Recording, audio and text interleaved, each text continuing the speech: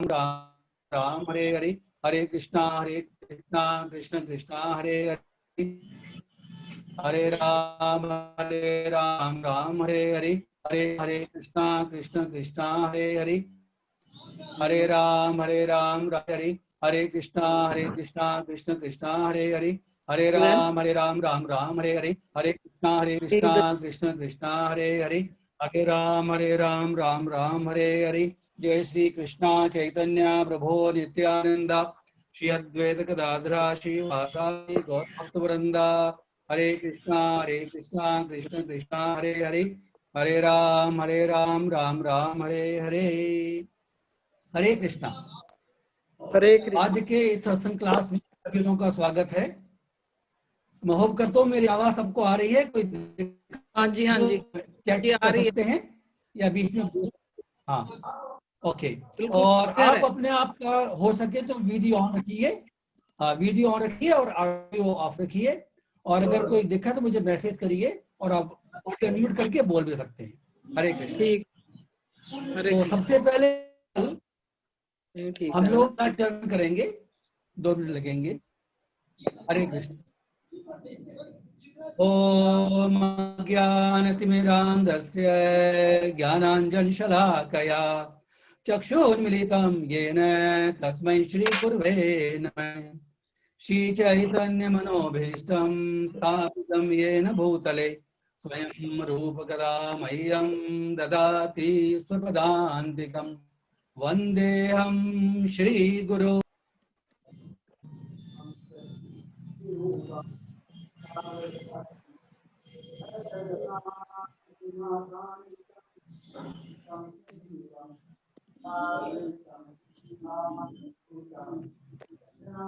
सहित श्री कृष्ण चैतन्य देवं श्री राधा कृष्ण श्री विशाखान्वितां श्री कृष्णा करुणा सिंधु बंधो जगतपते गोपीश गोपिका कांत राधा कांत नमोस्तुते। तप्त कांचन गौरांगी राधे वृंदावरी भानुसुते प्रणमामि।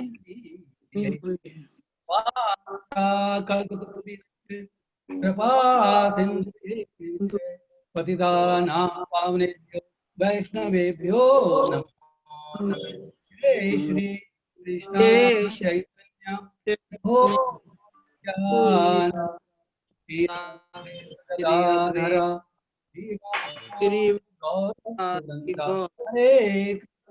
हरे कृष्ण कृष्णा कृष्णा हरे हरे, हरे राम राम हरे कृष्णा कृष्णा कृष्णा हरे राम राम हरे कृष्ण हरे कृष्ण हरे हरे राम हरे हरे। ओम नमो भगवते वासुदेवाय। ओम भगवते वासुदेवाय। ओम भगवते वासुदेवाय। नारायण नमस्कृत्य नरं नरोत्तमं देवीं सरस्वतीं ततो जयमुदीरये। भागवत सेवया भगवती उत्तमालोके भक्तिर्भवति नैष्ठिकी। हुसैन के लाइव चला दे आज। हरि बोल, आवाज आ रही है ना? हाँ जी आ रही है। ओके, हरे कृष्णा। आज के सत्संग क्लास में आप सभी लोगों का स्वागत है, बहुत बहुत स्वागत है, बहुत बहुत धन्यवाद है। एक्चुअली ये भगवद गीता करने जा रहे हैं, तो आज तो इंट्रोडक्शन क्लास है, तो कुछ बेसिक पॉइंट्स लेंगे। वो तो उधर से देखेंगे भगवद गीता का बैकग्राउंड क्या है, ये भी देखेंगे इसका पर्पस क्या है, भगवत गीता का पर्पस क्या है, और भगवत गीता के अंदर क्या है, हम क्या एक्सपेक्ट कर सकते हैं भगवत गीता के अंदर, और तो भगवत गीता की स्टडी किस प्रकार करनी चाहिए, how to study, how to receive Bhagavad Gita. ये हम जो भगवत गीता के माध्यम से ही हम,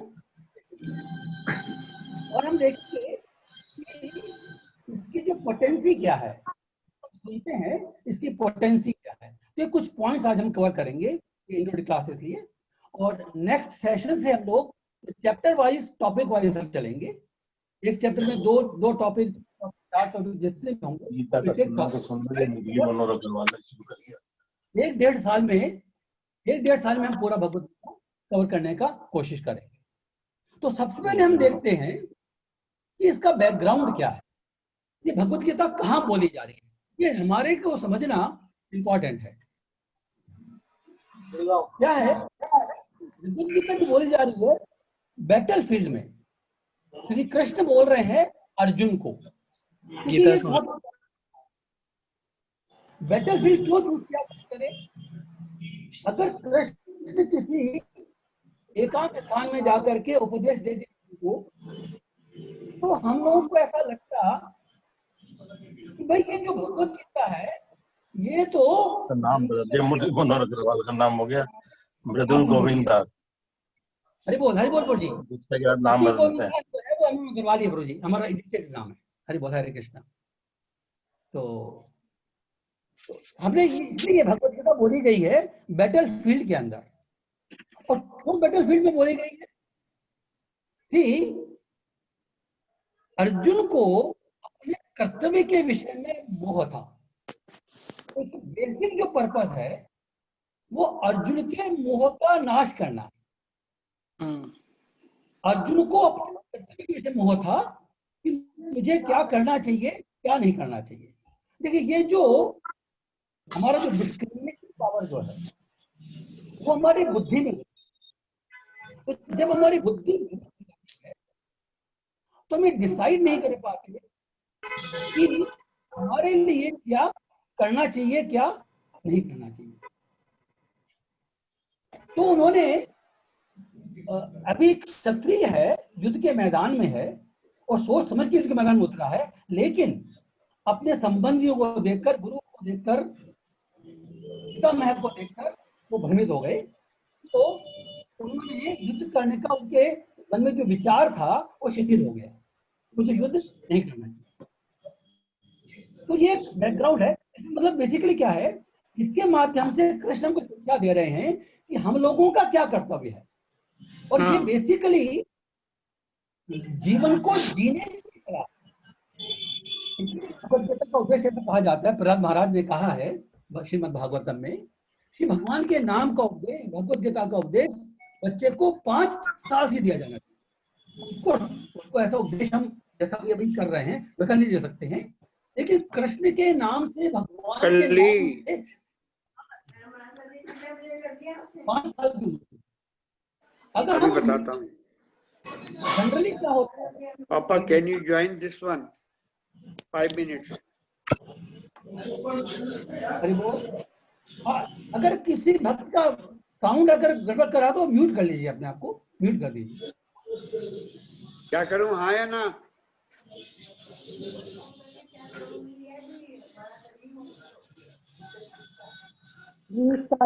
कर लेते हैं यार, ओके। हरे कृष्णा। पता नहीं, हरे कृष्ण। आप अपना जिनका साउंड आ रहा है अपना ऑडियो म्यूट कर लीजिए प्लीज। हरे कृष्णा। तो हम ये बोलना चाह रहे थे, इसलिए ये जीवन को जीने कला है, और इसमें आप जो हम जनरली जो सोचते हैं बच्चा अगर भगवत गीता पढ़ेगा तो संन्यास ले लेगा, एक्चुअल में अगर हम देखें तो इट वाज अर्जुन संन्यास लेना चाह रहा है, वो युद्ध के मैदान में जाना चाह रहा था, और भगवान शिक्षा दे रहे हैं कि तुमको युद्ध करना है। तो हमारे जीवन में कर्तव्य पूरा करने की भगवत गीता की शिक्षा लेंगे अगर हम, तो नॉर्मल जीवन हम जीते हैं, नॉर्मल जीवन जीते हैं वो 1 मिनट हरे कृष्णा।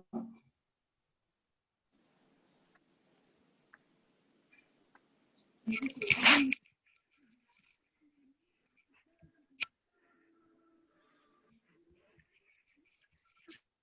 कृष्णा। एक्चुअली कुछ एक्स्ट्रा साउंड आ रही थी, तो इसलिए मैंने अभी आप लोग को म्यूट कर दिया है। जब आपको बोलना होगा आप ऐसा कर सकते हैं कि कोई प्रश्न है तो अभी तो आप चैट में लिख दीजिए, और क्लास के एंड सबको अनम्यूट कर देंगे, तो फिर अपनी बात बोल भी सकते हैं। लेकिन अभी चूंकि डिस्टर्बेंस हो रहा है सबको, इसलिए हमने सबको म्यूट कर दिया है। हरे कृष्णा। तो हम देखेंगे कि इसका जो बैकग्राउंड है वो हमको अपने कर्तव्य की शिक्षा देने के लिए। एक बात और ध्यान देने की है, ये जो भगवत गीता है ये धृतराष्ट्र ने भी सुनी संजय के माध्यम से। उसको भी मोह था, उसको अपने पुत्र विषय मोह था दुर्योधन के बारे में, उसका मोह रिमूव नहीं हुआ। तो इसका क्या कारण है ये भी हम आगे जाके देखेंगे। तो ये बेसिकली जो अर्जुन का जो मोह रिमूव हुआ, बिकॉज अर्जुन की बुद्धि में उसको ही इज नॉट, अर्जुन जो है वो अपने खुद के भोग करने के लिए युद्ध नहीं कर रहा था, खुद की इच्छा पूर्ति के लिए युद्ध नहीं कर रहा था। इसलिए उसके मन में वैराग्य उत्पन्न हुआ कि मैं युद्ध नहीं करूंगा। लेकिन धृतराष्ट्र जानता है कि वो पाप के पक्ष है, वो असत्य के पक्ष में है, लेकिन जानबूझकर भी अपने हृदय की दुर्बलता के कारण वो ये डिसाइड नहीं कर पा रहा है कि मुझे ये राज्य जो न्यायोचित जो राज्य जो है वो युधिष्ठिर को मिलना चाहिए, उसको मैं दे दूं। No, he was determined to give to Duryodhana. तो उसका जो मोह था वो अलग कैटेगरी का है। जब हमारा बुद्धि काम नहीं करती है, लेकिन हमारे खुद में जो हमारे खुद की कॉन्शियसनेस है वो भक्ति की है, भोग करने की नहीं है, कर्तव्य पालन करने की है, तो इस भगवत के माध्यम हमको रास्ता दिखाई पड़ेगा। हमारे मन में जो काम है, जो इच्छाएं हैं, उसको भी रिमूव करने का रास्ता भगवत गीता में है, लेकिन उसको एक्सेप्ट हमको करना पड़ेगा। हरे कृष्ण। अब ये बोली जा रही है 5,000 साल पहले, ये कलयुग के शुरुआत होने के जस्ट पहले, द्वापर युग के एंड में बोली जा रही है ये Bhagavad Gita, like 5,000 years before, 5,000 साल पहले। और कृष्ण और अर्जुन को, कृष्ण अर्जुन सुना रहे हैं। कृष्ण कौन है? See we must understand this. Krishna जो है वो पूर्ण पुरुषोत्तम भगवान है, और भगवत गीता को ठीक से समझने के लिए हमको ये मन में एक्सेप्ट करना चाहिए, एटलीस्ट बुद्धि से, कि कृष्ण जो है पुरुषोत्तम भगवान, और अर्जुन कौन है? अर्जुन जो है उनके सखा है और भक्त है।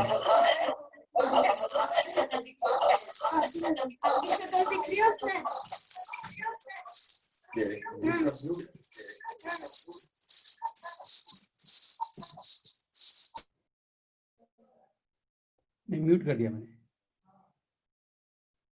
आई म्यूटेड ऑल एनीवे। तो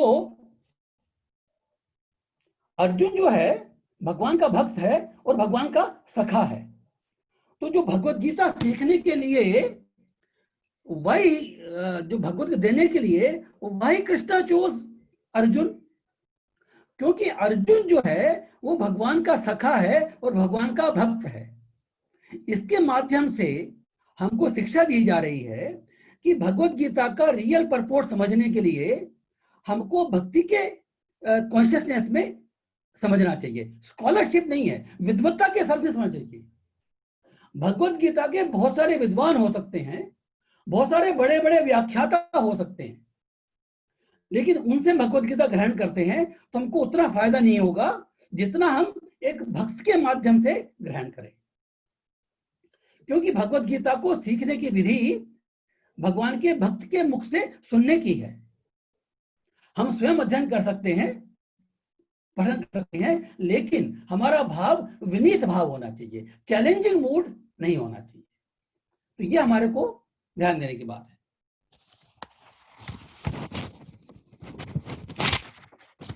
एक और इंपॉर्टेंट पॉइंट हम देखेंगे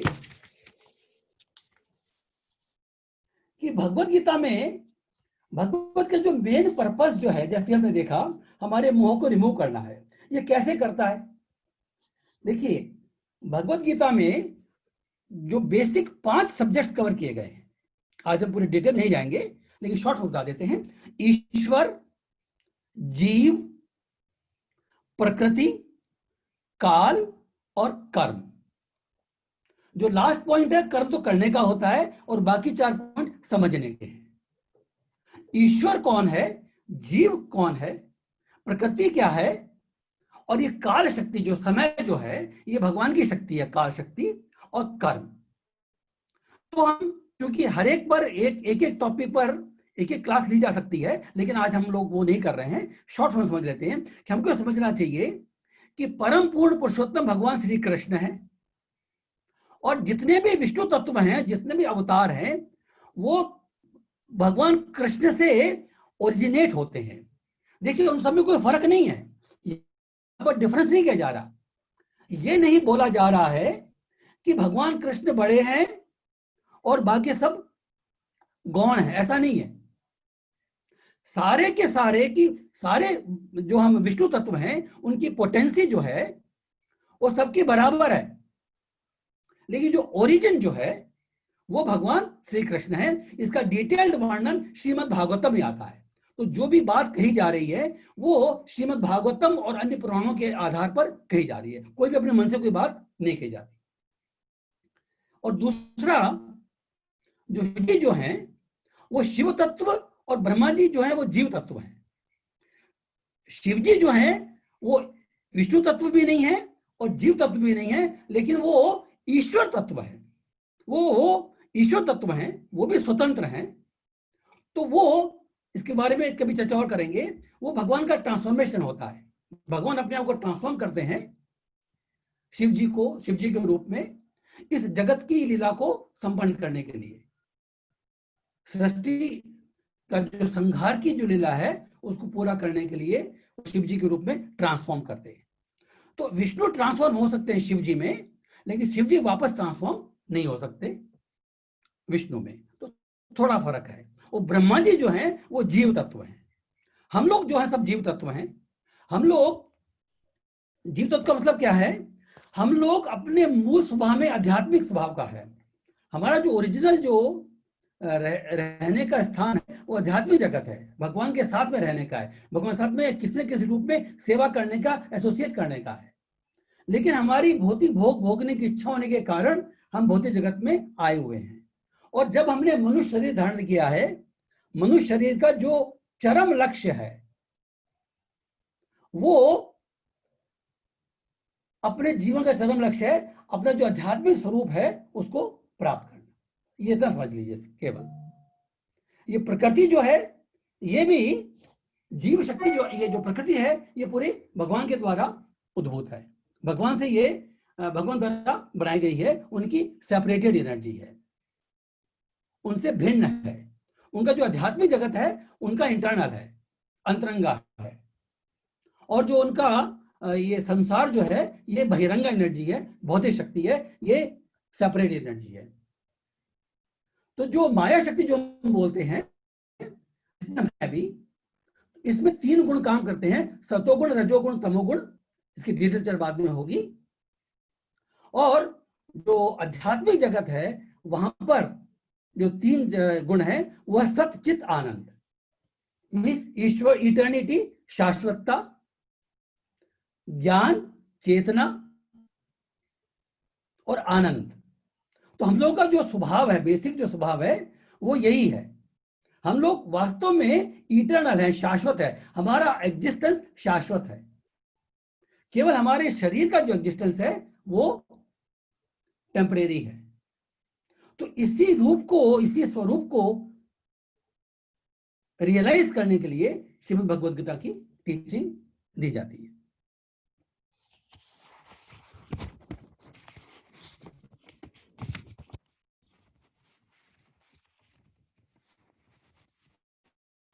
देखिए, एक और इम्पोर्टेंट है, भगवद गीता का जो इंपॉर्टेंस है, भगवत इंपॉर्टेंस हम समझने के लिए एक तो स्टोरी की हम चर्चा करेंगे। गीता महात्म्य में इसका इंपॉर्टेंस बताया गया है कि भगवत गीता सुनने से, अपने घर में रखने से और इसका नित्य श्रवण करने से क्या बेनिफिट होता है। तो आपने देखा होगा कि जो ये सबको रिकमेंडेशन दी जाती है कि जितने भी भक्त लोग हैं वो सारे अपने पास, उनको पास कम से कम एक श्रीमद् भगवद गीता होनी चाहिए, यथारूप श्री प्रभुपाद जी की लिखी हुई। देखिए आपको ये फोटो दिखा देते हैं, श्रीमद् भगवद गीता यथारूप श्री प्रभुपाद जी। भगवत गीता का हमारे घर में होना भी एक बहुत इंपॉर्टेंट पॉइंट है।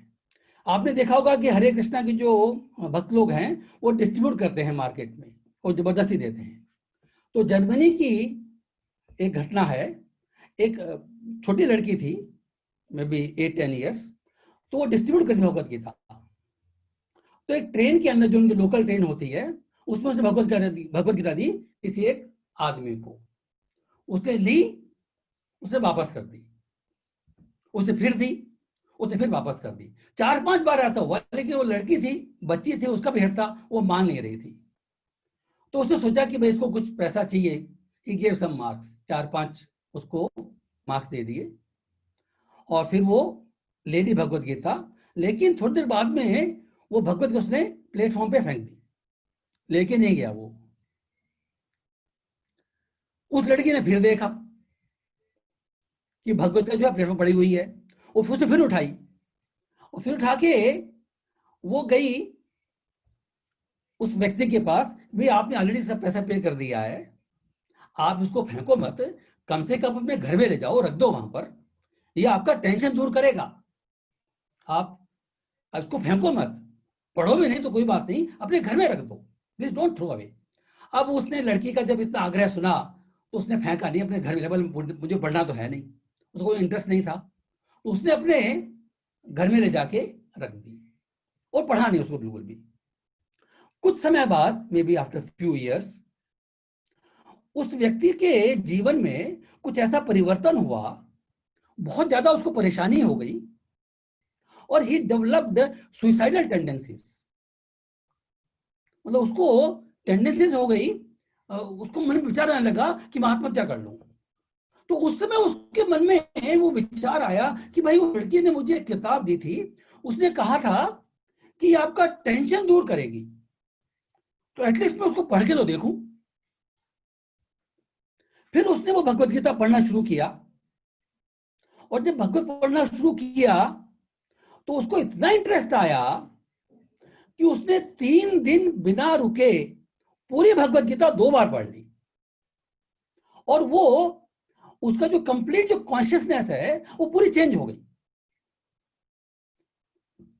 जो सुसाइड करने की जो बात थी वो तो कहीं चली गई, he completely became devoted to this.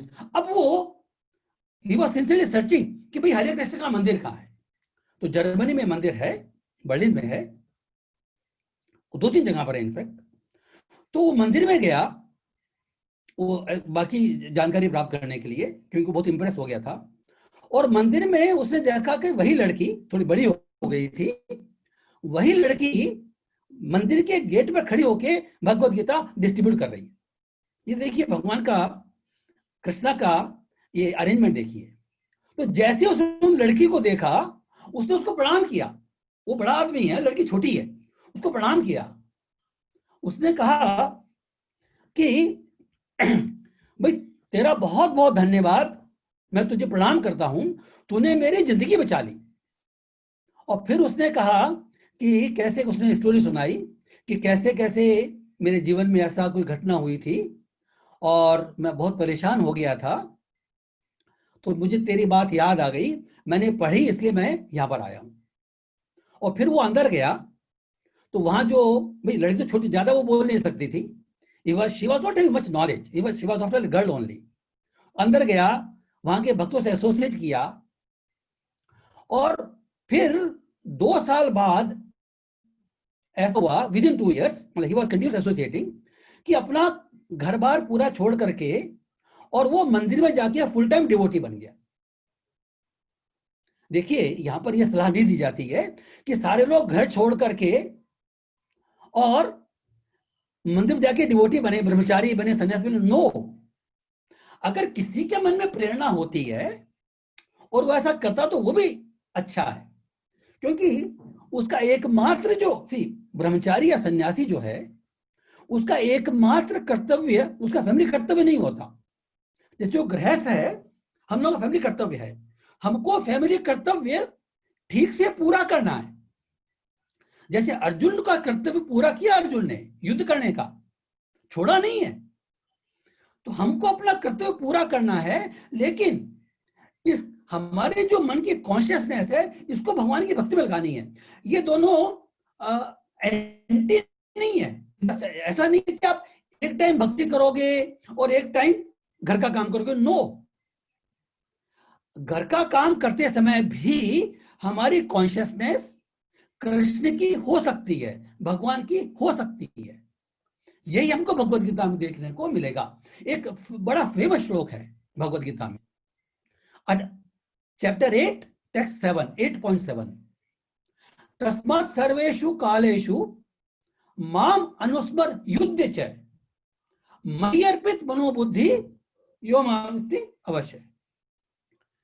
Arjun को बोला जा रहा है भगवान कि तस्मात् सर्वेषु कालेषु माम अनुस्मर युद्ध च, कि तुम सब काल में, पूरे समय में, रेगुलर, विदाउट एनी ब्रेक, तुम मेरा स्मरण रखो और अपना कर्तव्य पूरा करो। उसमें कहा युद्ध चाहे, तुम युद्ध करो, युद्ध उसका कर्तव्य है।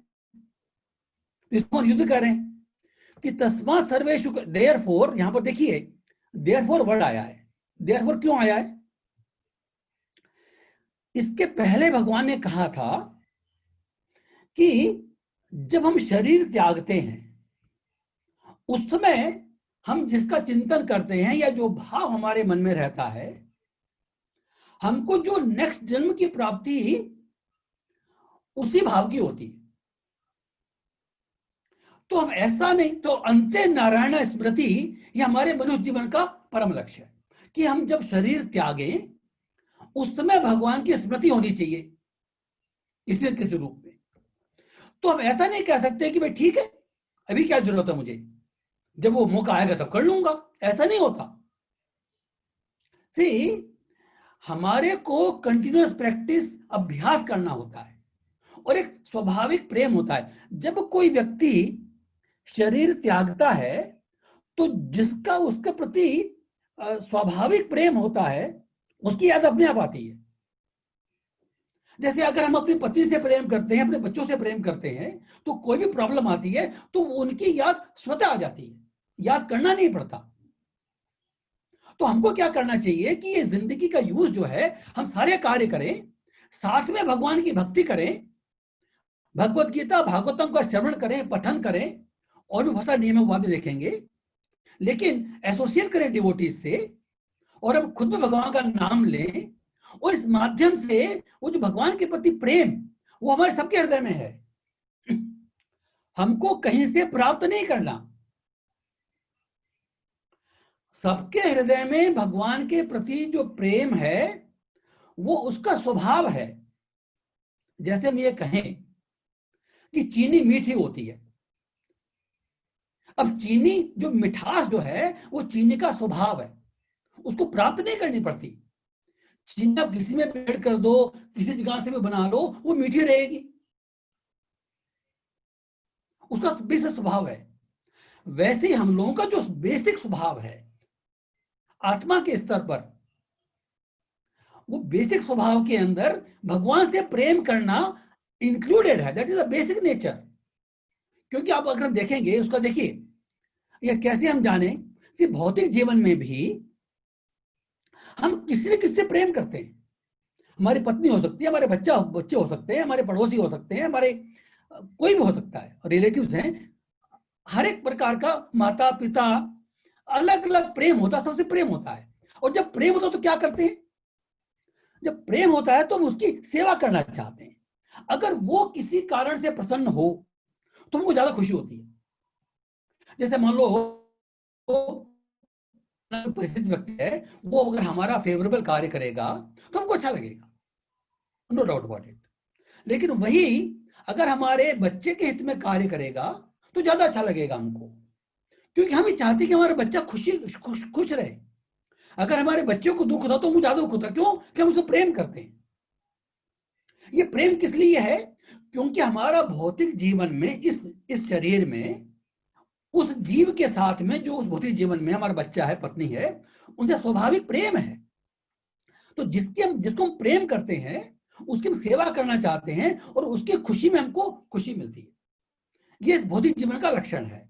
तो ये जो प्रेम हम देख रहे हैं भौतिक जीवन में, ये भी जो हमारा आध्यात्मिक प्रेम है उसी का प्रतिबिंब है। प्रेम करना, सेवा करना, ये जीव का बेसिक स्वभाव है। इसमें क्योंकि हमारी कॉन्शियसनेस भौतिक है, इसलिए हम भौतिक सेवा करने में हमारा प्रेम है। हमारे बच्चों की, पत्नी की संपत्ति हासिल करने की, क्योंकि चेतना भौतिक है, लेकिन प्रेम जो है वो शाश्वत है। हमारा एग्जिस्टेंस शाश्वत है, हमारा एग्जिस्टेंस कभी नहीं मिटने वाला, और हमारी प्रेम करने की प्रवृत्ति भी कभी नहीं मिटने वाली। तो जो हमारा जो भगवत प्रेम है, जो ईश्वर प्रेम है, ईश्वर की जो सेवा है, ये जो लक्षण है, ये भी हमारा मूल लक्षण है, बेसिक है, ये चेंज नहीं होता। इस समय केवल हमारी भौतिक भोग की कामना के कारण जो हृदय में हमारे भगवान के प्रति प्रेम है वो ढक गया है। आवृतम ज्ञानम एतेन, हम श्लोक देखें, भगवत गीता का चर्चा करेंगे तब देखेंगे कि हमारा ज्ञान आवृत हो जाता है, हमारा प्रेम आवृत हो जाता है, लेकिन वो टूटता नहीं है। जैसे हमारे साथ जो भौतिक जीवन में हमारे बच्चे का संबंध है, हमारी पत्नी का संबंध है, वो टूटता नहीं है, उसी प्रकार जो हमारा भगवान के साथ संबंध है वो भी अटूट है। चाहे कोई माने चाहे कोई नहीं माने, जो नास्तिक है, जो असुर कैटेगरी का है, जो असुर प्रवृत्ति का है, जो देव प्रवृत्ति का है, जो इवन जानवर, जो पशु योनि में है, हर एक जीव का भगवान के साथ में संबंध अटूट है। केवल हम उस संबंध को भूल जाते हैं। जब भौतिक जगत में आते हैं तो संबंध को भूल जाते हैं। इस संबंध को जगाना हमारे इस मनुष्य शरीर का परम लक्ष्य है, और ये जो भगवान से संबंध जगाने का कार्य केवल हम मनुष्य शरीर में ही कर सकते हैं। तो इसका जो तरीका जो है वो भगवत गीता है। इसका जो तरीका है वो भगवत गीता है। तो जब भगवत गीता हम पढ़ते हैं और जब हमारा प्रेम विकसित होता है, तो जो आनंद मिलता है, जो खुशी मिलती है, जो हमको खुशी होती है, वो भौतिक भोग के जीवन की खुशी से कहीं अधिक होती है। अदरवाइज कोई भी इसको एक्सेप्ट नहीं करता। तो जो भगवत गीता का जो बेसिक लक्षण जो है वो हमको अपना भगवान के प्रति प्रेम जगाना है। अब ये बात तो हो गई, अब कैसे जगाएं भाई? भगवत गीता में 700 श्लोक है, पूरा पढ़ेंगे, पूरा स्टडी करेंगे, लेकिन आज हम क्योंकि जिस्ट लेना चाहते हैं, see we don't want to waste time. हम लोगों को ये प्रक्रिया जो है प्रैक्टिकल वे में आज से ही शुरू करनी है। हम ये वेट नहीं कर सकते कि पूरी भगवत गीता पढ़ने के बाद हम डिग्री क्या करना। नो, भगवत गीता पढ़ने के बाद जो करना है वो हमको आज से ही शुरू करना है। ये प्रैक्टिस करनी है हमको। देखिए भगवत गीता का बहुत सारे योग बताए भगवान ने, ज्ञान योग, भक्ति योग, ध्यान योग, कर्म योग, बहुत सारे बताए, सबकी हम देखेंगे। लेकिन केवल एक लाइन ऐसी है भगवत गीता में जो भगवान ने 2 बार कही है, केवल एक लाइन। चैप्टर 9 का जो लास्ट श्लोक है उसका जो पहली लाइन है उसमें भगवान ने कहा मन मना भव मद भक्तो मध्याजी माम नमस्कुरु। और 18वें चैप्टर में देखिए भगवान ने जब पूरी गीता बोल दी, फिर अर्जुन को बोला कि भाई मैंने तुम्हें पूरी गीता सुना दी है, और फिर भी वो कहते हैं कि तुमने सुन ली ना, लेकिन फिर भी देखिए वो दयालु है भगवान। वो कहते हैं कि इस भगवत गीता में जो सर्वाधिक इंपॉर्टेंट अंश है, जैसे बोलते हैं ना टीचर कहता है क्लास के अंत में, भाई मैंने पूरी क्लास समझा दी, ये जो मोस्ट इंपॉर्टेंट पॉइंट है वो दोबारा रिपीट कर रहा हूं मैं। तो भगवान कहते हैं भूय में शृणु, तुम दोबारा सुनो। जो भगवत गीता का जो मोस्ट इंपॉर्टेंट पॉइंट है, मेरे उपदेश का जो मोस्ट पॉइंट है, वो दोबारा सुनो। और फिर भगवत गीता के 2 श्लोक कहते हैं भगवान, 65 और 66, 18वें अध्याय का 65वां श्लोक और 66वां श्लोक। तो 65वें श्लोक की जो पहली लाइन है वो वही लाइन है जो हमने अभी देखी, मन मना भव मद भक्तो मद्याजी माम नमस्कुरु। तो जो माम नमस्कुरु, मद्याजी माम नमस्कुरु, मुझे नमस्कार करो, मुझे प्रणाम करो, माम नमस्कुरु। उसे नेक्स्ट स्टेज है मद्याजी, मेरी पूजा करो। उसके नेक्स्ट स्टेज है भव मद भक्त, है मेरे भक्त बनो। ये सब क्यों कर रहे हैं? मन मना, जो पहला वर्ड है मन मना, मेरे में मन लगाओ, मेरे में मन लगाओ, ये भगवत गीता सार है, हम ऐसा कह सकते हैं। और मेरे में मन लगाना, भक्ति करना, उल्टा नहीं समझना है। हम कोई चीज, कोई कर्तव्य छोड़ नहीं रहे हैं, अपने परिवार का पालन छोड़ नहीं रहे हैं, जंगल में नहीं जा रहे हैं, संन्यास नहीं ले रहे हैं, क्योंकि इसके करने के बाद अर्जुन ने युद्ध किया है। हमको बिल्कुल निश्चित हो जाना चाहिए, केवल हमको कर्म करने की हमारी कॉन्शियसनेस केवल चेंज होगी। इसलिए तो भव मद भक्तो, ये जो मनमना जो है ये हमारा लक्ष्य है, भगवान में मन लगना, भगवान का स्मरण रहना। अभी तो हम जब चला करके भगवान का नाम लेते हैं तब स्मरण कर पाते, स्मरण रहता नहीं है। जैसे हमको अपने बच्चों का स्मरण, पत्नी का स्मरण, संसार का स्मरण हमेशा रहता है, याद नहीं करना पड़ता हमको, क्योंकि स्वाभाविक प्रेम हमारा। लेकिन भगवान का स्मरण करना पड़ता है। तो वो स्मरण करने की प्रक्रिया को पुष्ट करने के लिए भव मद भक्तो मीन्स मेरी साधन भक्ति करो। देखिए भगवान की भक्ति, भगवान की सेवा, भगवान की प्रेम में सेवा, जब हमको अपना लक्ष्य प्राप्त हो जाएगा, जब हमको अपना सुर प्राप्त हो, तब ये करते रहेंगे, तब किसी को बोलना नहीं पड़ेगा। लेकिन अभी हम जो भक्ति करने की कोशिश कर रहे हैं ये साधन भक्ति कहलाती है। मीन्स हमारा मन पूर्ण रूपेण उसमें नहीं है, लेकिन भाई हमने सुना है, इसलिए हमने अपनी बुद्धि में डिसाइड कर रखा है कि मुझे ऐसा करना है, क्योंकि मुझे करना चाहिए, मुझे ये करना चाहिए, इसलिए हम करेंगे। तो हमारी बुद्धि में निश्चय दृढ़ होना चाहिए। अगर हम बुद्धि में निश्चय दृढ़ रखे, विचलित नहीं होने दें और भगवान की भक्ति करते रहेंगे, तो जो मनमना वाली स्टेज है उसमें निरंतर प्रगति करेंगे। मनमना, ये बात हमको ध्यान देने की है कि जो लक्ष्य है वो मनमना है, और बाकी जो चीजें हैं, भगवान को प्रणाम करते हैं जब कोई व्यक्ति, कोई व्यक्ति प्रणाम करता है तो उसकी सीढ़ी शुरू हो गई, उसकी जर्नी शुरू हो गई। क्योंकि भगवान को प्रणाम करने का मतलब ही यह है कि हमने उनकी सुप्रीमेसी स्वीकार कर ली। देखिए कई भक्त लोगों को ये भगवत गीता जब पढ़ते हैं ना, तो एक साधारण, कई लोगों को एक फीलिंग आती है मन में कि भगवान ये मध्याजी मुझे प्रणाम करो, मेरी पूजा करो और मेरी भक्ति करो, ये मैं क्या लगा रखा है? ये ईगो नहीं है क्या? भी हम साधारण भाषा में, हम भौतिक जीवन में कहेंगे कि तुम मुझे रेस्पेक्ट दो, मेरी पूजा करो, मुझे प्रणाम करो, तो हम कहेंगे ये व्यक्ति घमंडी है, अहंकार है। भगवान ऐसा क्यों बोलते हैं? And they get put off, actually many people get put off कि भगवान बार बार क्यों बोलते हैं मैं, हम घमंडी हैं।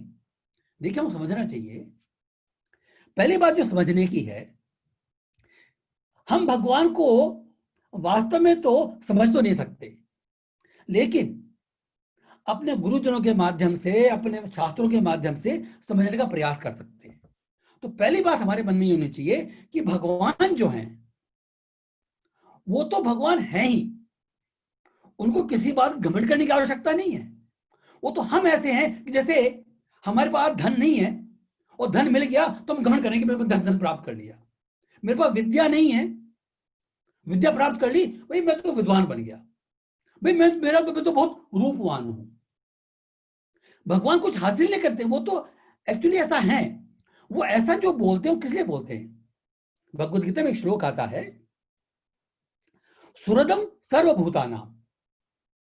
भगवान का एक बेसिक क्वालिटी है कि सब जीवों के वो सुहृद हैं, सब जीवों के हितैषी हैं। तो वो हमारे भलाई के लिए बोलते हैं। मीन्स अगर हम भगवान को प्रणाम करेंगे, भगवान की पूजा करेंगे, भगवान की भक्ति करेंगे, तो हम अपने पथ पर आगे बढ़ेंगे, जो हमारा चरम लक्ष्य है उसको हासिल करने के लिए। जैसे हमको फीलिंग क्यों आती है? क्योंकि अगर कोई इस भौतिक जगत में जनरल मैनेजर हो, कोई मैं जनरल मैनेजर हूं, तो उसमें घमंड है। लेकिन ये जो भावना है ये भगवान में नहीं है। भगवान में केवल भावना है वो भक्ति की महत्ता बताने की है। और इसके माध्यम से अच्छे लोग क्या करते हैं, क्यों करते हैं ऐसा? वो कि जो राधा रानी जो है वो भक्ति का साक्षात स्वरूप है। तो जब भगवान बोलते हैं कि मेरी भक्ति करो, मुझे नमस्कार करो, मेरी पूजा करो, तो वास्तव में वो राधा रानी के गुणगान कर रहे हैं, क्योंकि राधा रानी का स्वरूप है ये। भगवान की भक्ति और राधा रानी में कोई फर्क नहीं है। तो जब वो भगवान की भक्ति करते हैं तो एक्चुअली हमको जो भक्ति मिलती है वो राधा रानी के माध्यम से मिलती है। राधा रानी का जो भगवान स्वयं में अपनी भक्ति नहीं है, वो अपनी भक्ति कैसे करेंगे? भक्ति दूसरा होगा ना, कोई दूसरे व्यक्ति भक्ति कर सकता है। तो जो हम भक्ति प्राप्त करते हैं ये राधा रानी की पोटेंसी है। तो जब भगवान ये कहते हैं कि मेरी पूजा करो, मुझे प्रणाम करो, तो भक्ति के महत्व का वर्णन कर रहे हैं और इनडायरेक्टली वो राधा रानी को ग्लोरीफाई कर रहे हैं। उनको किसी भी वे में अपने आप को बड़ा बताने की जरूरत नहीं तो है। ये जरूरत तब पड़ती है बड़ा बताने की जब हम होते नहीं हैं लेकिन हम शो करते हैं। भगवान शो करने की आवश्यकता नहीं है, इज ऑलरेडी देयर, खलास। तो हमको ये देखना चाहिए कि ये जो भावना है, ये भावना क्यों आती है हमारे जीवन में? क्योंकि हमारा भी भौतिक कॉन्शियसनेस है। तो जो भौतिक में चेतन जो हम देखते हैं वो भगवान पे हम थोप देते हैं। तो भगवत गीता को समझने के लिए देखिए तर्क बहुत जरूरी है। ऐसा नहीं कि दिमाग बंद कर दो।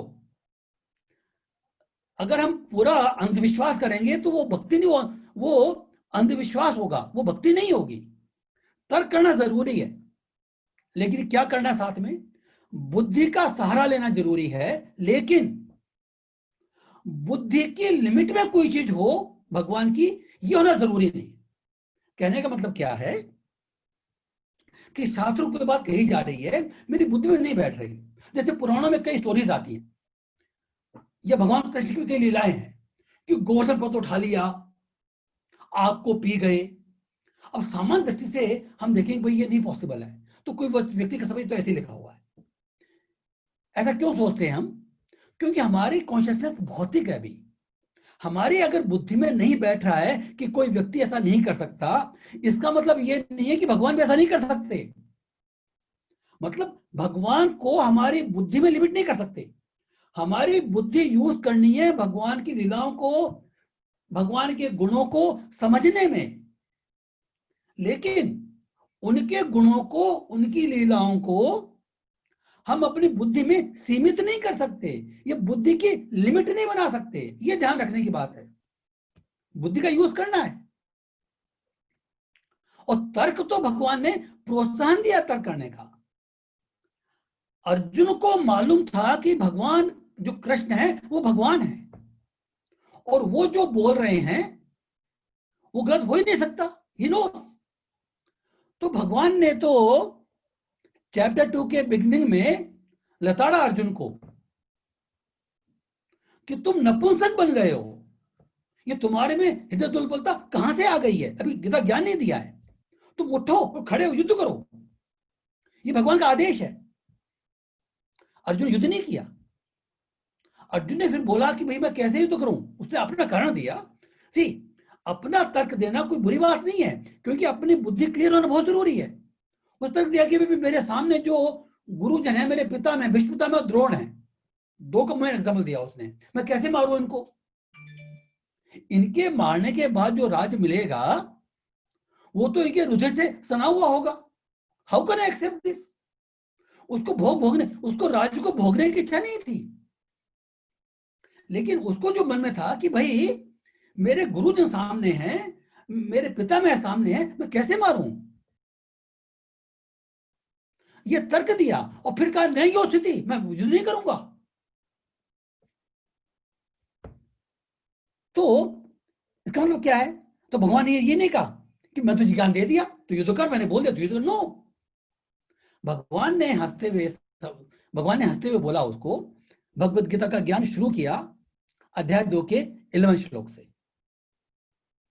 तो उन्होंने हंसते हुए क्यों किया? उन्होंने कहा कि भाई देखो, ये हमारे जीव की परिस्थिति है। जो चैप्टर 2 का जो 7वां श्लोक है ना, उसमें अर्जुन ने भगवान को सरेंडर कर दिया कि मैं तुम्हारी शरण में हूं, तुम्हारा शिष्य हूं, तुम मुझे शिक्षा दो, तुम जो कहोगे मैं करूंगा, मेरी बुद्धि भ्रमित हो रही है। सरेंडर कर दिया, और भगवान की शिष्य मिली हुई है उसको, युद्ध करो, लेकिन युद्ध नहीं कर रहा। तो उसका सरेंडर अभी ऐसा नहीं कि सरेंडर नहीं किया हुआ उसने, लेकिन उस बुद्धि में वो कन्विंस नहीं हो रहा है। तो उसने फिर भगवान ने भगवत गीता का ज्ञान देना शुरू किया। अच्छा, भगवत गीता ज्ञान दिया गया तो अर्जुन को डाउट हुआ, तो फिर उसने पूछा, उसने कर्म और संन्यास के विषय में, कर्म और ज्ञान के विषय में और संन्यास के विषय में कुछ उसको विरोधाभास लगा। भगवान कभी कॉन्ट्राडिक्टरी बातें नहीं बोलेंगे, लेकिन हमको लगेगी, भगवत गीता पढ़ेंगे तो हमको लग सकते हैं कि ये कॉन्ट्राडिक्शन है, यहां तो ऐसा बोल रहे हैं, यहां ऐसा बोल रहे हैं। तो अर्जुन ने चार्ज नहीं किया। अर्जुन ने बोला कि भाई आपने ये बात भी कही है, ये बात भी कही है, तो मेरे मन में संदेह हो रहा है, आप मुझे निश्चित करके बताओ क्या सही है मेरे लिए। कई बार तर्क किए हैं।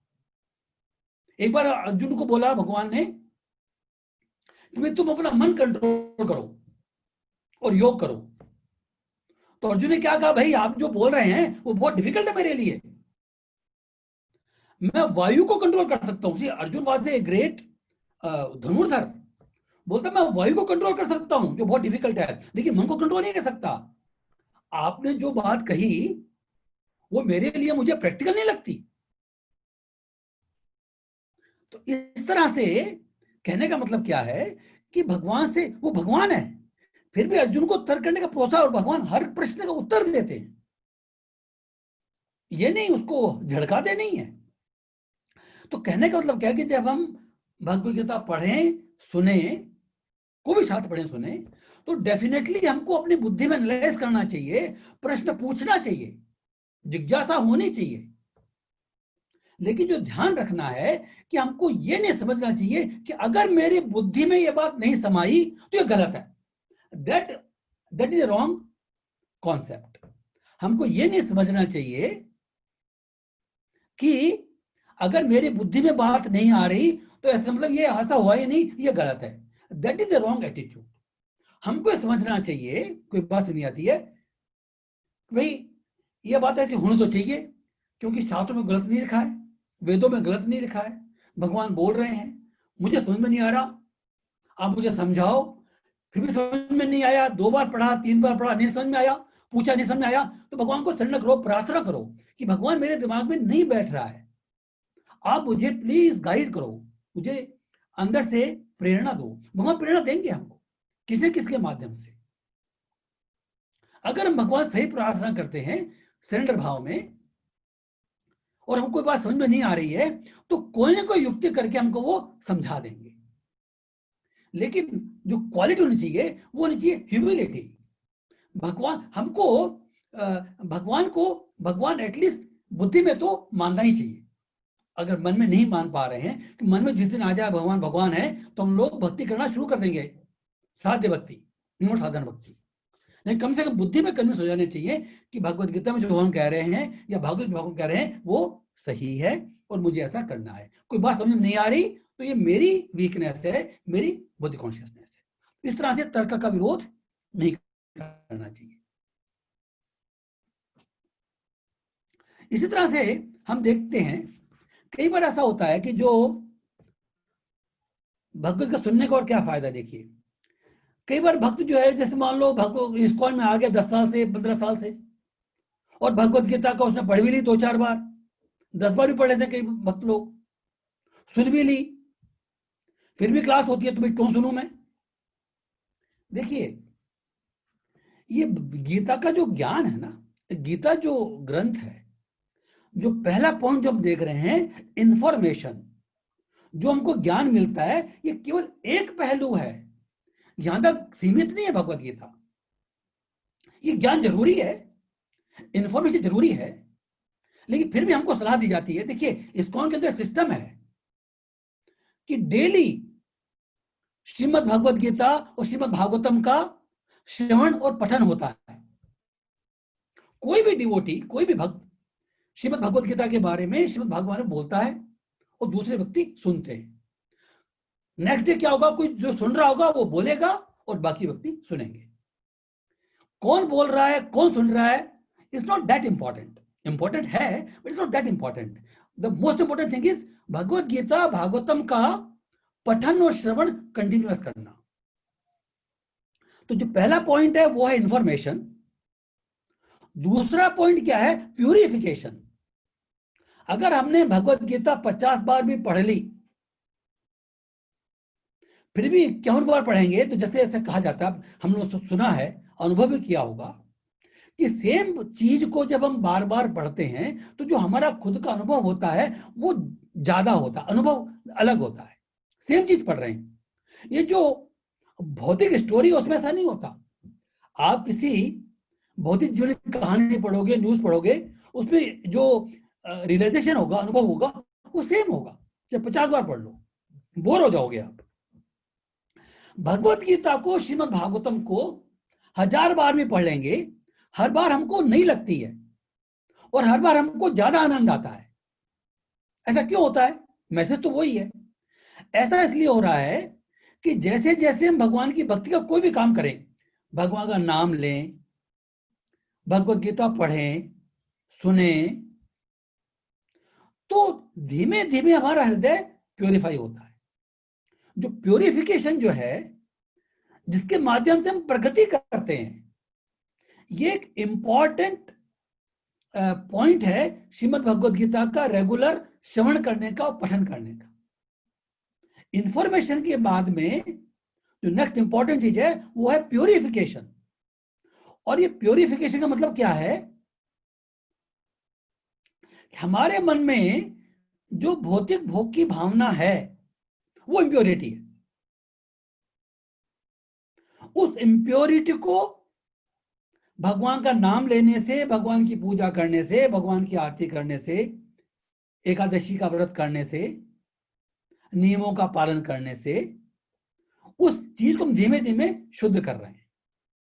तो जो प्योरिफिकेशन है, this is one of the main purpose of Bhagavad Gita and Srimad Bhagavatam. अगर प्योरिफिकेशन क्या होगा, नेक्स्ट इज ट्रांसफॉर्मेशन। ट्रांसफॉर्मेशन मतलब क्या है कि अभी हमारा जो कॉन्शियसनेस है वो कंप्लीटली भौतिक है। जब ट्रांसफॉर्मेशन होता है तो हमारी चेतना जो है वो आध्यात्मिक हो जाती है। कहने का मतलब क्या है, हमारा शरीर भौतिक है, हम भौतिक शरीर में रह रहे हैं, लेकिन हमारा कॉन्शियसनेस आध्यात्मिक हो गया। जो हमारा इटर्नल जो कॉन्शियसनेस जो हमको प्राप्त करना है वो हो गया, ट्रांसफॉर्मेशन हो गया। हम कोई भी काम छोड़ेंगे नहीं भौतिक जीवन का। उसके जो कार्यकलाप कोई व्यक्ति अगर देखेगा, दूसरा व्यक्ति, उसके कार्यकलाप के स्वरूप में कोई फर्क नहीं पड़ेगा, नो डिफरेंस। केवल उसके मन के विचारों में, उसकी कॉन्शियसनेस में फर्क पड़ेगा, दैट्स इट। उसका जो कॉन्शियसनेस है वो शुद्ध हो जाएगी और वो व्यक्ति अपने कर्तव्यों को भी ज्यादा अच्छे तरीके से पूरी कर सकता है। तो जो ट्रांसफॉर्मेशन जो है वो इस भगवत गीता का एक नेक्स्ट पॉइंट है। और जब ट्रांसफॉर्मेशन होता है तो एक तरह से हम कह सकते हैं कि हम लक्ष्य के हम बहुत नजदीक पहुंच रहे हैं। तो ट्रांसफॉर्मेशन होने के बाद भी देखिए, जब कहते हैं ना कि भाई भागवतम पढ़ने से, भगवत गीता पढ़ने से आनंद मिलता है, अभी हमको आनंद कहाँ मिलता है? नहीं मिलता। तो ट्रांसफॉर्मेशन जब हो जाएगा तो जिस आनंद की बात की जाती है वो आनंद मिलने लगेगा। तो जैसे हम भौतिक जीवन के भी कार्यकलाप करते हैं हमको आनंद मिलता है, वैसे भगवत गीता, भागवतम, भगवान की लीलाएं सुनने और कहने से आनंद मिलेगा। वो हमारा नेचुरल कार्य होगा, हमको करना नहीं पड़ेगा, वो होगा अपने आप। तो हमारा जो स्वरूप है, जो कार्य का स्वरूप है, वो चेंज नहीं होगा, वो वही रहेगा। लेकिन हमारे मन का जो कॉन्शियस है वो धीमे धीमे शुद्ध हो रहा है। इस तरह हम कहते हैं कि हम इसको प्रगति करते हैं। तो भगवत गीता की ये बहुत बड़ी पोटेंसी है।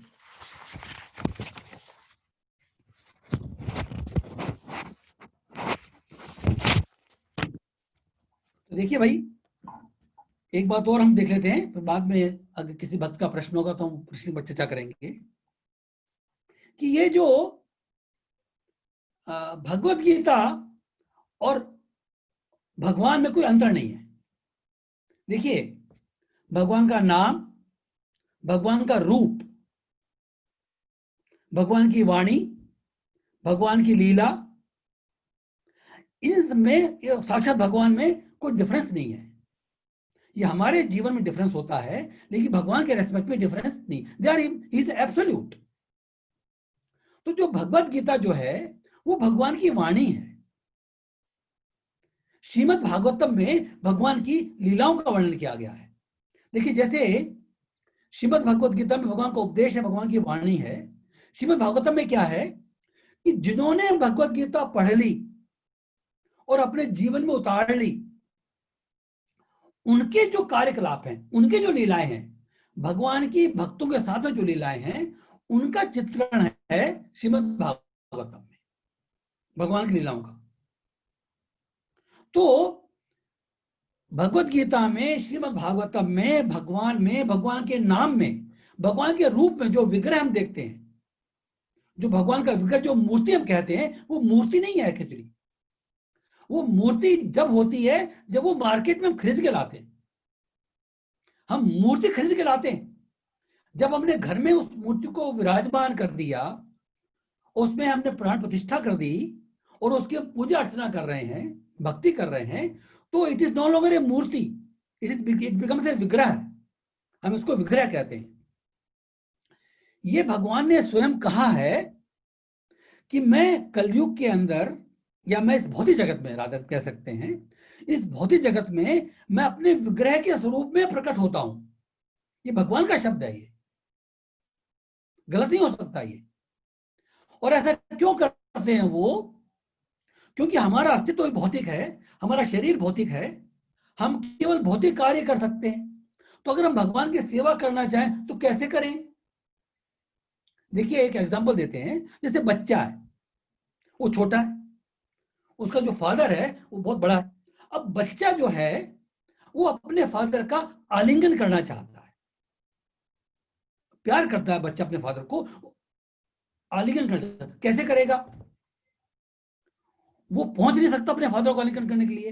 लेकिन अगर वो फादर नीचे झुक जाए, बैठ जाए और बच्चे को अपने गोद में ले ले, तो बच्चा उसका आलिंगन कर सकता है। करेक्ट? तो फादर नीचे क्यों बैठे? उनको मालूम पड़ गया बच्चे के हाव भाव से कि ये मुझे आलिंगन करना चाहता है, तो खुद नीचे आ गए। इसी तरह से जब हम भक्त भगवान की सेवा करना चाहता है तो भगवान स्वयं नीचे आ जाते हैं। He comes down, he comes to our level। जो मूर्ति जिसको हम भौतिक कहते हैं, जो भौतिक तत्वों की बनी है, चाहे पत्थर की हो, चाहे धातु की हो, चाहे लकड़ी की हो, चाहे कोई चित्र हो, कुछ भी हो सकता है, वो भौतिक है। लेकिन जब हमारी पूजा करने की इच्छा होती है, भक्ति करने की इच्छा होती है, तो भगवान स्वयं उसमें प्रकट हो जाते हैं। जैसे फादर जो है नीचे आ जाता है अपने बच्चे के लिए, बच्चे को प्यार प्रकट करने के लिए, एक्सेप्ट करने के लिए। फादर क्यों नीचे आता है? अपने बच्चे का प्यार एक्सेप्ट करने के लिए। उसी तरह से भगवान विग्रह स्वरूप में प्रकट होते हैं हम लोगों का भाव एक्सेप्ट करने के लिए, हम लोगों का भक्ति और प्रेम एक्सेप्ट करने के लिए। तो ये हमारे शास्त्रों में एक ऑथोराइज्ड स्वरूप है भगवान का, अनऑथोराइज्ड नहीं है ये। तो विग्रह रूप में भगवान कृपा करते हैं हमारे ऊपर। इस भौतिक जगत में जो जीव हैं उनको सेवा करने का मौका प्रदान करने के लिए भगवान विग्रह रूप में प्रकट होते हैं। इसी तरह से अब भगवान को बहुत समझ कोशिश करें, क्या समझेंगे भगवान को? तो भगवान स्वयं भगवत गीता में बताते हैं अपने बारे में।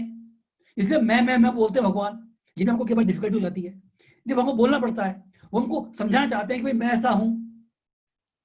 अगर हमको भगवान को समझना है तो भाई वी शुड नो। तो भगवान की वाणी के रूप में भगवत गीता अवतरित हुई है, भगवान बता रहे हैं अपने बारे में। इसी तरह श्रीमद् भागवतम में उनकी लीलाओं की चर्चा हुई है। तो हम जब तक किसी व्यक्ति, देखिए जैसे हम किसी याद करना चाहते हैं, अपने बच्चों को याद करना चाहते हैं, तो क्या याद करते हैं? अरे वो उसने ऐसा किया था, उसने वो खाया था, वो नहीं खाया था, उसमें वो ऐसा कुछ चीज मेरे लिए लेके आया था, देखो कितना अच्छा है। याद करते हैं ना, कोई बात याद करते हैं। तो भगवान के बारे में अगर इंफॉर्मेशन ही नहीं होगी तो हम क्या याद करेंगे? कैसे याद करेंगे? अनुस्मरण कैसे करेंगे? स्मरण कैसे करेंगे? तो भगवत गीता श्रीमद् भागवतम के माध्यम से हमको ये इंफॉर्मेशन भी मिलती है, हमारा हृदय भी शुद्ध होता है। तो जो स्मरण करने की प्रक्रिया जो है वो पुष्ट बनती है। इस तरह से भगवत गीता और भागवतम का श्रवण, पठन और इसके बारे में जो भगवान जो संदेश दिया है वो समझना भी जरूरी है। क्योंकि जैसे मान लो अभी हमने सुना और भगवत गीता शुरू कर दी, लेकिन हमारा बुद्धि में अगर परिपक्व नहीं हुआ तो वो बीच में हट जाएगी। तो भक्ति के साथ में ज्ञान जरूरी है और ज्ञान के साथ में भक्ति जरूरी है। दोनों एक दूसरे के बिना अधूरे हैं। अगर हम केवल भक्ति करते रहें और ज्ञान हासिल नहीं करेंगे तो अधूरा है वो। कभी भी हम भक्ति से डिग सकते हैं। और अगर हम केवल ज्ञान प्राप्त करें, भगवान का नॉलेज प्राप्त कर लें भगवान के बारे में, भगवद गीता के विद्वान बन जाएं और भक्ति नहीं करें तो जो ज्ञान है वो लंगड़ा है, कोई फायदा नहीं है उसका। ज्ञान का फायदा तभी होगा जबकि हम उसे जीवन में उतारेंगे, अपने जीवन उतारेंगे। तो भक्ति और ज्ञान दोनों जरूरी है। तो जो हम पठन श्रवण करते हैं भगवद गीता का, श्रीमद् भागवतम का, उससे हमको ज्ञान मिलता है, हमारा हृदय शुद्ध होता है, हमको स्मरण करने में सहायता मिलती है, ताकि भगवान की लीलाएं, भगवान का रूप, भगवान का गुण, ये सब हमको जानने को मिलता है। इस तरह से आज हमने कुछ विशेष पॉइंट्स कवर किए हैं इस क्लास को आगे बढ़ने के लिए। तो नेक्स्ट क्लास से हम कोशिश करेंगे कि जो चैप्टर वाइज हम चलेंगे, ये तो एक भूमिका थी आज की, तो चैप्टर वाइज चलेंगे। तो सबसे रिक्वेस्ट है कि आपको अगर अच्छा लगा है तो आप नेक्स्ट वीक भी ज्वाइन करें और अपने साथियों को भी बोलें। देखिए भगवत गीता का ज्ञान जितना ज्यादा हम फैला सकते हैं, ये भी भगवान की सेवा है। भगवान ने भगवत गीता के एंड में कहा है, आई थिंक 18.67, भगवान ने कहा है कि जो मेरे इस ज्ञान को, भगवत गीता के जो मैंने जो श्रवण किया, जो संवाद किया है, जो संवाद को दूसरे को सुनाएगा वो भी मेरी भक्ति कर रहा है और वो मुझे प्रिय है। क्योंकि भगवान ऐसा क्यों बोल रहे हैं कि भगवान की इच्छा है कि जो हम भौतिक जगत में हैं, जो कष्ट भोग रहे हैं, वो हमारा मिटे। तो इसलिए जो भक्त इसके बारे में बोलेगा, मान लो कोई बुक डिस्ट्रीब्यूट करता है, बोलता नहीं है कुछ भी, जैसे उस लड़के का एग्जाम्पल देखा, उसने केवल किताब दी, वो भी भगवान की सेवा है। तो इस तरह से आप भी, अगर आपको अच्छा लगा है, आप स्वयं नेक्स्ट वीक भी ज्वाइन करें, कंटिन्यू ज्वाइन करें और अपने सब साथियों को बोलें, वो भी ज्वाइन करें, सब लोग हम साथ, और हम एक दूसरे को एक दो परिपुष्ट करेंगे। अभी मैं सबको अनम्यूट करता हूं। अगर किसी भक्त का कोई प्रश्न है तो हम बोलेंगे, आप चैट भी कर सकते हैं और आप मतलब चैट में बोल सकते हैं या मुझे बोल सकते हैं। मैं सबको अभी अनम्यूट कर रहा हूं।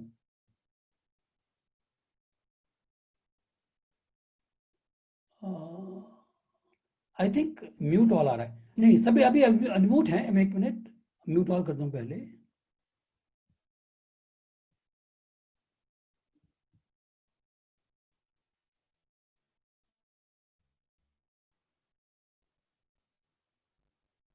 अभी आप अपने अनम्यूट करो एक बार, हो जाएगा ना? अनम्यूट हो रहा है आशीष? हाँ हो गया तो हो गया। हाँ, सब लोग अपने आप को अनम्यूट कर लें प्लीज। सब लोग अपने आप को अनम्यूट कर लें। और अगर कोई प्रश्न है, कोई डाउट है तो जरूर पूछें। इसमें कोई किसी प्रकार का संकोच करने का अर्थ नहीं है। यस प्रभु जी, अर्जुन जो थे वो श्री कृष्ण से आंसर क्वेश्चन करते रहते थे पूरे भगवत गीता में, तो वो भगवान होके भी उनसे आंसर क्वेश्चन आंसर क्यों करते थे? नहीं, भगवान तो आंसर देते थे। नहीं, भगवान आंसर सुनिए, भगवान आंसर देते थे, लेकिन अर्जुन फिर भी आंख बंद करके फेथ क्यों नहीं करते थे उनकी बातों पे? क्योंकि हमको शिक्षा देने की आंख बंद करके एक्सेप्ट नहीं करना चाहिए। अच्छा, आंख बंद करके एक्सेप्ट करने का मतलब क्या है कि हमारा ज्ञान पुष्ट नहीं है, हमारी बुद्धि में हम कन्विंस नहीं हुए हैं। भगवान कभी भी नहीं चाहते कि हम अंधविश्वास में रहें। डॉगमेटिक नहीं है ये। देखिए, आपको ये समझना चाहिए, कोई बात अगर हमको भगवान के बारे में समझ में नहीं आ रही है, लीला वगैरह, तब हमारे मन सोच में मेरे दिमाग में नहीं आ रही, लेकिन ये बात सही है, ये बात जरूरी है।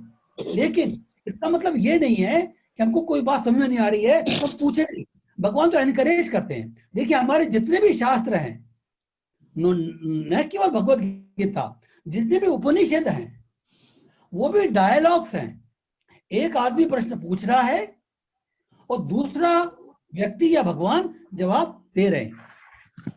तो ये डायलॉग, ये जो संवाद जो है, ये बहुत इंपॉर्टेंट है। इसको भगवान ने कभी भी डिस्करेज नहीं किया। देखिए, ऐसा इसलिए होता है कि जीव को भगवान ने, हर एक जीव को एक फ्री विल दी है। मतलब फ्री विल का मतलब क्या है? हमको कंप्यूटर नहीं बनाया, रोबोट नहीं बनाया कि भगवान प्रोग्राम कर देंगे और हम प्रेम करने लगेंगे। नो, हमको क्या लव करना है, किससे प्रेम करना है, हमको क्या कार्य करना है, इसकी फ्रीडम दी है भगवान ने। जीव का जो स्वरूप है वो भगवान के जैसा ही है, गुणों के अनुसार। हमको भी फ्रीडम दी है भगवान ने, हम रोबोट नहीं है। तो हमको अधिकार है भगवान से प्रश्न करने का और उनसे उत्तर लेने का। भगवान इसको एनकरेज करते हैं। हरे कृष्ण। माता जी,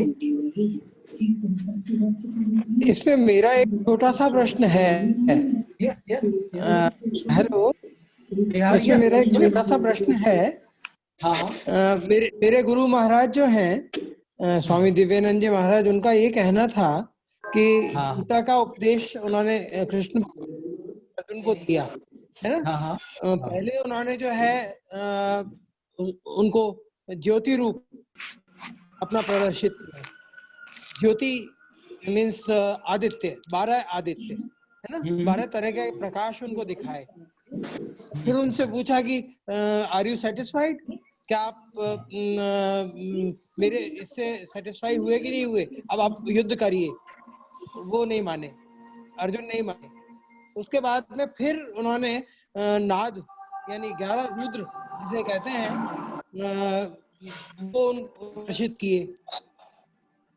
उसके प्रदर्शन के बाद भी फिर पूछा उनसे कि एनी डाउट, अब तो युद्ध करोगे तुम, तो उस पे भी वो ना बोले। फिर उसके बाद में सतत प्रकाश और सतत नाद, सतत ज्योति सतत नाद उनको प्रदर्शित किया उन्होंने, है ना। और अपना विराट स्वरूप दिखाया।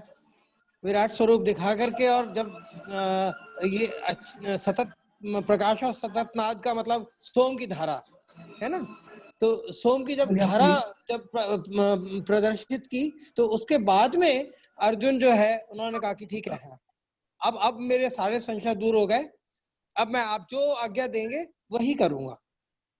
हरे कृष्ण। आपने बोल दिया प्रभु जी। हरे कृष्ण। ये मेरे ख्याल से 18वें अध्याय का शायद 61वां मंत्र है, या शायद 56वां मंत्र, कुछ ऐसा है। मेरे पास में है नहीं भगवत गीता, नहीं नहीं कोई बात नहीं, देखिए बताऊं आपको, ये जो हाँ। आप बात बोल रहे हैं ये श्रीमद् भगवत गीता में कहीं नहीं लिखी है। देखिए अच्छा। क्या है, इस श्रीमद् भगवत गीता के बहुत सारे भाष्य हैं, हाँ हाँ हाँ बहुत सारे भाष्य हैं। हाँ हाँ हाँ इनमें कुछ लोग जो जिसको हम कहते हैं इम्पर्सनल, जो भगवान के व्यक्तित्व को स्वीकार नहीं करते, तो वो भगवत गीता का जो इंटरप्रिटेशन है, देखिए भगवत गीता को जो ग्रहण करनी चाहिए वो भगवान ने स्वयं बताया है। 18वें चैप्टर का अगर आप बिल्कुल, 54वां श्लोक देखेंगे तो उसमें लिखा है भक्त्या माम अभिजानाति यावनश्चास्मि तत्वतः है। 18 चैप्टर के बताऊं मैं आपको कि मुझे तत्व से केवल मेरे भक्त ही जान सकते हैं। ठीक बात है, ठीक बात है। भक्त्या माम अभिजानाति यावनश्चास्मि तत्वतः है। तो और कम कर दो। हमको अगर भगवान का रियल स्वरूप जानना है तो हमको भगवान की भक्ति के माध्यम से ही जान सकते हैं। एक बात और बताऊंगा आपको, श्रीमद् भागवतम में, हरे कृष्ण जी अपने आपको, अरे मैं म्यूट कर दूंगा, ये बहुत इंपॉर्टेंट पॉइंट है, सबको समझना है ये। देखिए बिल्कुल ठीक बात है। प्रचार में क्या करना? हरे कृष्णा। तो देखिए ऐसा है, श्रीमद् भागवतम में एक श्लोक आता है, स्कंद 1 का अध्याय 2 में एक श्लोक है, वदन्ति तत् तत्वविदः तत्वम् यत् ज्ञानम अद्वयम ब्रह्मेति परमात्मेति भगवानिति शब्दते। वदन्ति तत् तत्वविदः तत्वम्, कि तत्व को जानने वाले तत्व के बारे में वर्णन करते हैं। वो तत्व कैसा है? अद्वयम, वो अद्वय है, वो तत्व अद्वय है। ये पहली लाइन है। फिर नेक्स्ट लाइन है, ये श्रीमद् भागवतम के आधार पे कर रहा हूं मैं, ये ब्रह्मेति परमात्मेति भगवानिति शब्दते। जो आप जो बात कर रहे हैं वो बेसिकली ब्रह्मण रियलाइजेशन है। तो जो भगवान की जो इम्पर्सनल फीचर जो है भगवान का, जो ब्रह्मन जो है, जो इम्पर्सनलिस्ट जो होते हैं, उनका लक्ष्य होता है भगवान की ब्रह्म ज्योति में मर्ज होना। तो जो ब्रह्म ज्योति है वो भगवान का ही फीचर है, ये प्रथम फीचर है ब्रह्मेति। नेक्स्ट है परमात्मेति। जो लोग योगी हैं, वो ध्यानी हैं, वो अपने परमात्मा में भी चतुर्भुज स्वरूप का ध्यान करते हैं, विष्णु स्वरूप का। हमारे सबके हृदय में जैसे हम लोग में आत्मा है हमारी, और परमात्मा भी है। आत्मा तो हम स्वयं है, और परमात्मा, हर आत्मा साथ में परमात्मा रहता है। परमात्मा के बगैर हमारा एग्जिस्टेंस नहीं है। तो परमात्मा जो है, तो जो योगी, जो ध्यानी जो है, उस रूप पर, जो चतुर्भुज रूप है, विष्णु रूप है, उस पर ध्यान केंद्रित करते हैं।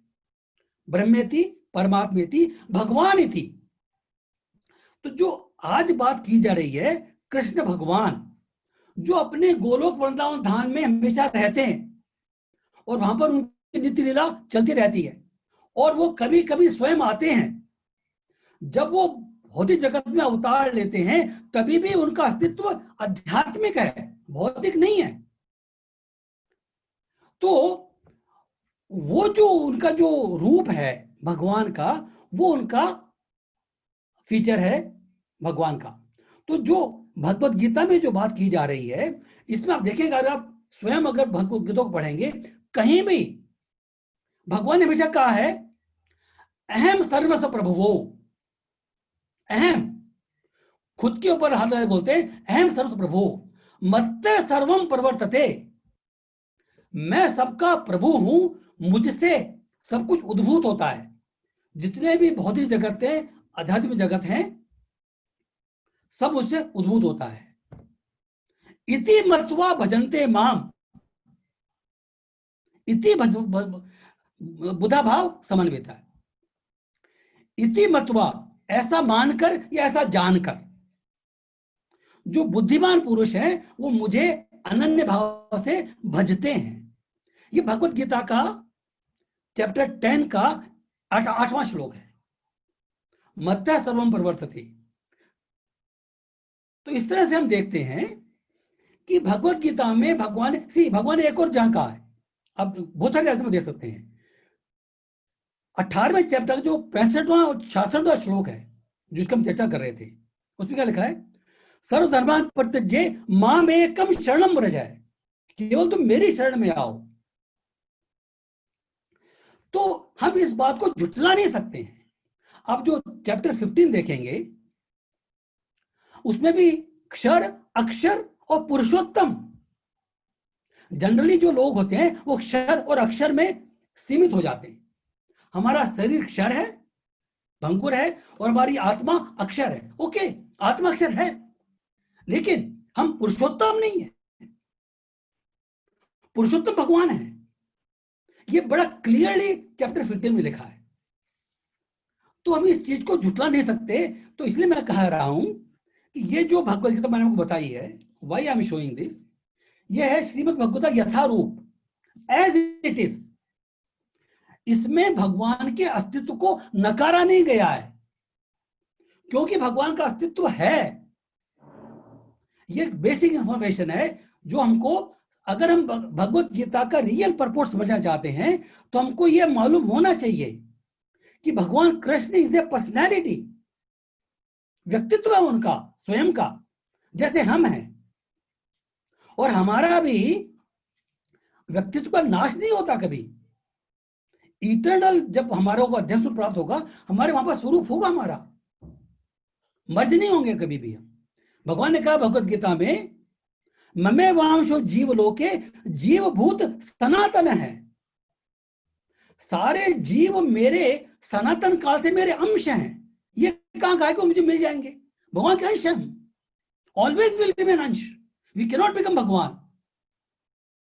ये भगवत गीता में कई एग्जाम्पल भगवान ने दिए हैं कि सारे जीव मेरे अंश हैं, सनातन काल से, सनातन रूप में, वी विल नेवर मर्ज। तो जो इम्पर्सनलिस्ट, जो देखिए वो भी अध्यात्मवादी हैं, जो ब्रह्म दर्शन करते हैं वो भी अध्यात्मवादी है, लेकिन वो कंप्लीट नहीं है। भगवान का फीचर जो है, परमात्मा फीचर भी है और भगवान फीचर भी है। ये हमको समझना चाहिए इस भगवत गीता के माध्यम से। तो हमको कंफ्यूज नहीं होना चाहिए। हमको भगवत गीता में जो भगवान ने संदेश दिया है उसमें अपना इंटरप्रिटेशन नहीं मिलाना चाहिए। तो ये जो बातें आप कह रहे हैं ये कहीं पर भी नहीं लिखी है।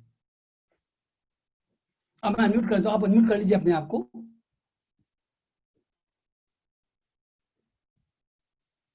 हाँ जी, अभी आपको अनम्यूट कर, अपने आप को अनम्यूट कर सकते हैं। तो नवीन जी, अगर और कोई डाउट हो तो आप बात कीजिए। हरे कृष्णा।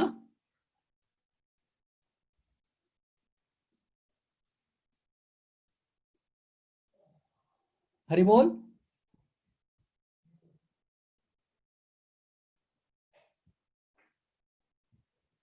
आप अनम्यूट कर सकते हैं। मेरी आवाज आ रही है? हाँ, आवाज आ रही है, अभी आ रही है, अभी आ रही है। हाँ, ऐसा है, जैसा आपने 10वें अध्याय का बताया कि उन्होंने नाद रूपी, शब्द रूपी बताया उनको, तो वही चीज है? आपने कहा ना कि आई थिंक दैट्स बेटर कि आप जो डिस्कशन करना चाहते हैं ना, we will do on a personal basis, either on telephone or through chat, that will better Prabhu ji. ठीक बात है, ठीक बात है।